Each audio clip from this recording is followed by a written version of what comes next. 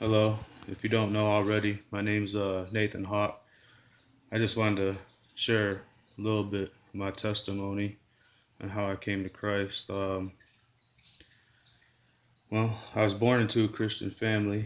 My grandfather was a preacher. That's pretty typical. A lot of people say that. Um, Attended a Baptist church. I was baptized around 8 years old, and I did it full heartedly. I really believed in Jesus. I believed the gospel. I believed he died for my sin. But I was a young kid and I didn't really experience too much sin. I mean, I did obviously because we're born sinners, but I didn't experience life. Um, my grandfather had passed away, and pretty much, for the most part, my family and I we stopped going to church so much, and my teenage years came and I got involved with gangs, drugs, mainly marijuana. I fooled around with some LSD and a little bit of cocaine, and I never really got hooked on that stuff. Got out of it. A lot of drinking. I was probably an alcoholic.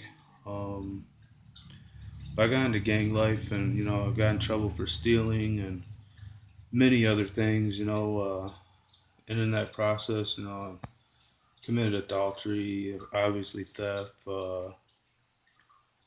Dealing with drugs, selling guns, to people, all kinds of just craziness. And I did my time. I went to boot camp. I did a couple of years in jail, in and out, quite a few times. And I got out, and I tried to be a better person. I was still a believer. I prayed and I tried to better my life. Work, become part of a productive member of the society and all that stuff. And I stepped away from the gang life.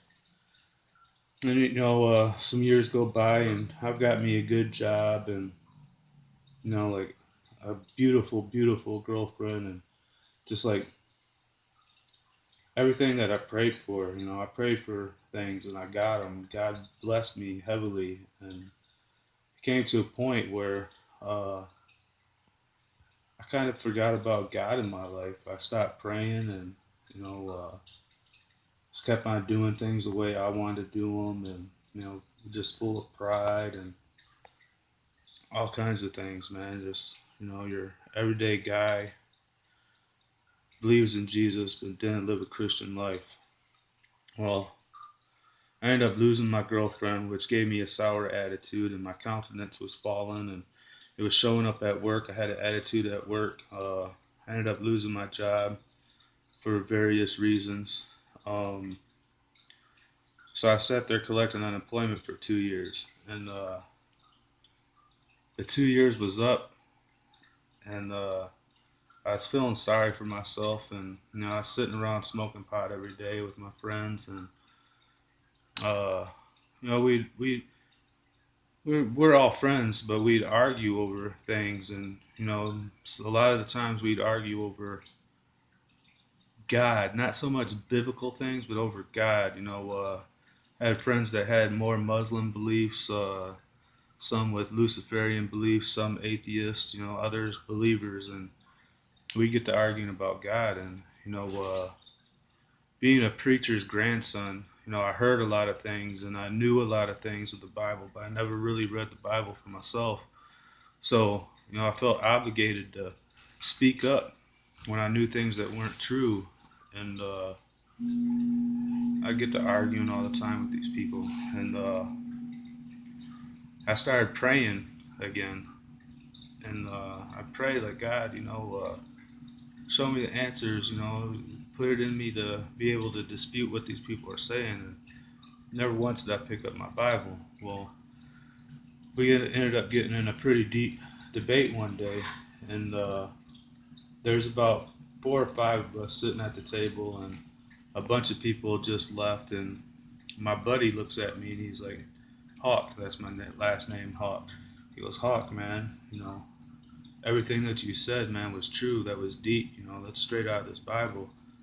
And I grabbed his Bible, and what I said At the moment, I completely meant and believed with all my heart. But I opened up this Bible and I said, you can open up this Bible. God's word's so powerful that you can open it up at any given point and just pick a random verse. And if it's meant, it'll stab you. It'll cut you deep. It'll sock you in the gut, whatever. Little did I know that this was going to happen to me. I opened up the Bible and I pointed as I was saying this. And I opened and pointed to Psalm 10:15. And it says, cut thou the arm of the wicked and evil man. Seek out his wickedness till thou find none. And this just cut me deep because I realized that I forgot about God in my life. I realized that God had given me so much, especially for a person that knew better than to steal and commit adultery and get into gangs and all this stuff, but yet I did it anyway. So the guilt was just heavy on me. Heavy. I literally started crying in front of these men. And I shared they asked me like what was wrong, and I shared with them, what was going on with me, and they're just like, wow, like that's deep, and it really is.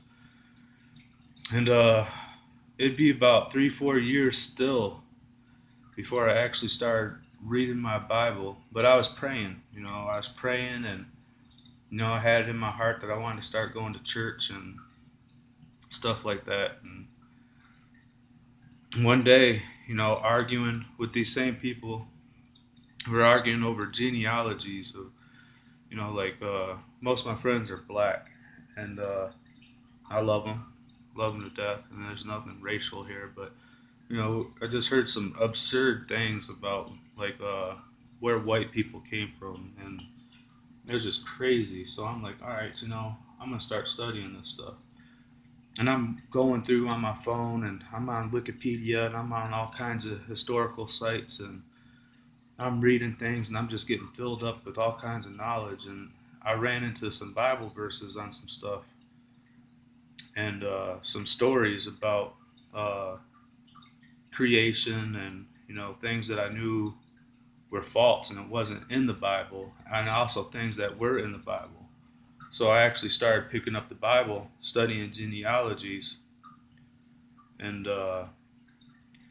it didn't take too long before I got into the New Testament, and I was reading things, and just the burden of how wicked and